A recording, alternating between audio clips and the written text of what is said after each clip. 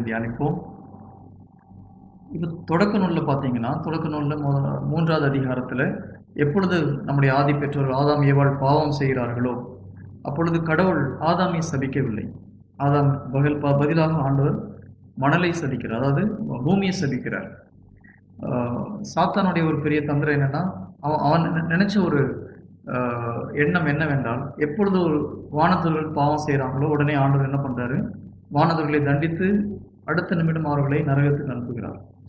அப்போ சாத்தான் நினைச்சிட்டு இருந்த ஒரு திட்டம் என்ன என்றால், ஆதாம் ஏவாளை பாவத்தில் விழ வைத்தால் கடவுள் உடனே அவர்களை நரகத்திற்கு தள்ளி விடுவார் என்ற ஒரு சூழ்ச்சியமான ஒரு எண்ணத்தோடு தான் நான் ஆதாம் ஏவாளை பாவத்தில் விழ வைக்கிறோம்.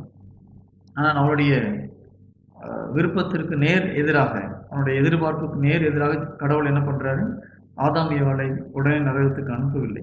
சாத்தானுக்கு ஒரு பயங்கரமான ஒரு ஆச்சரியம். ஏன் நம்மளை உடனே பாவம் நரகத்துக்கு